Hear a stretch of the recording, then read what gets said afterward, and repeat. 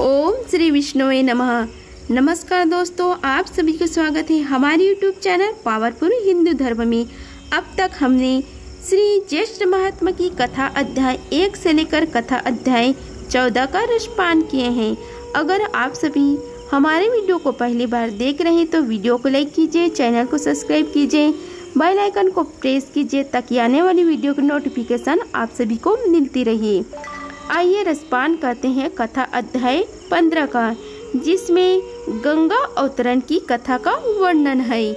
स्कंद जी कहने लगे कि हे ऋषियों, कपिल मुनि ने राजा सागर और ऋषिगणों से पूछा कि आप कौन हैं और कहां से आए हैं तथा मेरे पास आने का क्या कारण है।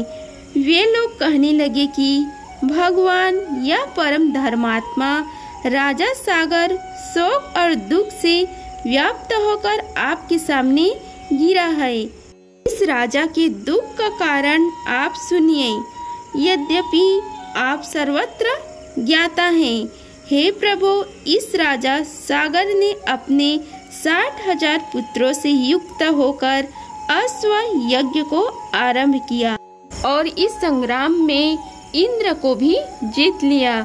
जब यज्ञ आरंभ हुआ और 60,000 पुत्रों और बहुत सी सेना के सहित यज्ञ के अश्व को जगदीप तल पर छोड़ दिया गया, तब यह घोड़ा फिरता हुआ अकस्मात अदृश्य हो गया।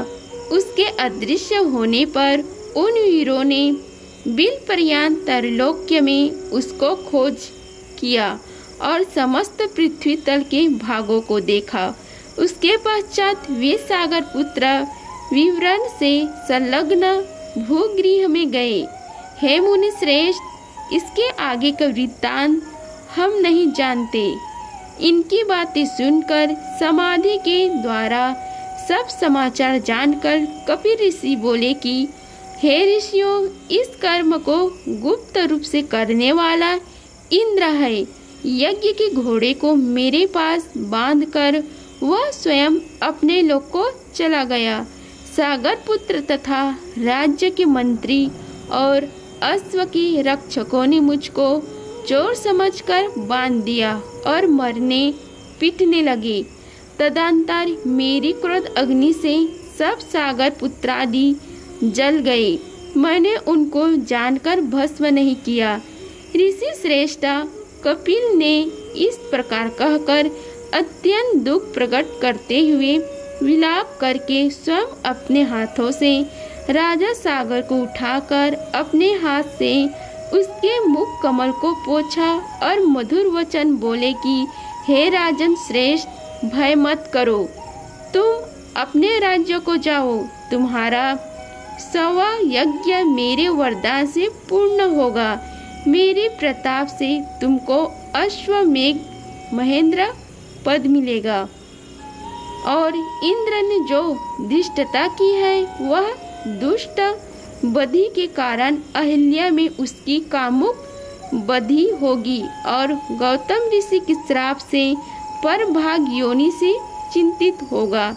इस प्रकार राजा सागर को वर और इंद्र को श्राप देकर फिर राजा सागर से बोले कि हे राजन, तुमको एक पुत्र की प्राप्ति होगी और उनसे सत्यता नाम की श्रेष्ठ पुत्री होगी और उनसे बड़ा सूरवीर और सत्य पराक्रमी पुत्र भागीरथ नाम से विख्यात सूर्य कुल का भूषण उत्पन्न होगा।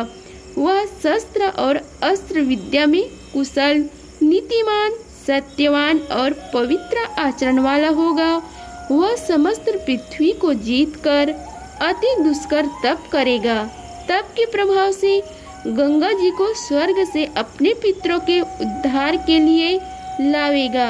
उस गंगा जी के दिव्य जल बिंदु के स्पर्श से आपके पुत्र दिव्य देहधारी हो जाएंगे और तुम्हारे साथ विष्णु मंदिर वैकुंठ लोक को जावेंगे।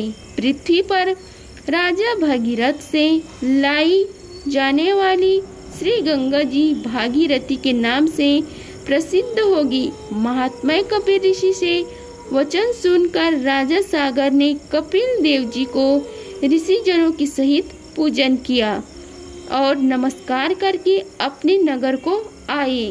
इसके पश्चात बड़े कष्ट के साथ कुछ समय व्यतीत पर एक अच्छे दिन मुहूर्त में सती सुभावगा को पुत्र उत्पन्न हुआ।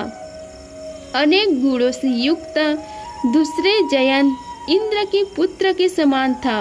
वशिष्ठ ऋषि ने आकर उस पुत्र का जात कर्मादि संस्कार किया। उसके जन्म के समय गोदान तथा अनेक और दूसरे दान देकर अन्य जनों को वस्त्र धन आदि देकर संपन्न किया। 12वें दिन उस बालक का नामकरण संस्कार करके उसका नाम भागीरथ रखा और शुक्ल पक्ष की चंद्रमा की तरह प्रतिदिन वह बढ़ने लगा।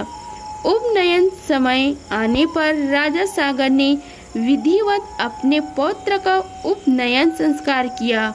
वह राजा पुत्र 16 वर्ष की आयु के पूर्व ही हाथी घोड़ा रथ आदि समस्त विद्याओं और कलाओं का पूर्ण ज्ञाता हो गया। उसको समस्त गुणों से पूर्ण राज्य भार को सहन करने में समर्थक महान तेजस्वी जानकर तथा मंत्रियों के साथ विचार करके उस सुजन्मा भागीरथ को राज्य दे दिया गया। राजा भागीरथ अपने पितामह का राज्य पाकर समस्त भूमंडल पृथ्वी का पुत्रवत पालन करने लगा। इति श्री ज्येष्ठ मास महात्म्य गंगा अवतरण कथा आवरण पंचम दशा अध्याय संपूर्ण हुआ। अगर आप सभी को हमारी वीडियो पसंद आई होगी तो वीडियो को लाइक कीजिए, चैनल को सब्सक्राइब कीजिए और कमेंट बॉक्स में ओम नमो भगवते वासुदेवाय लिखिए। धन्यवाद। मिलते हैं अगले वीडियो में, तब तक के लिए जय श्री राधे कृष्णा।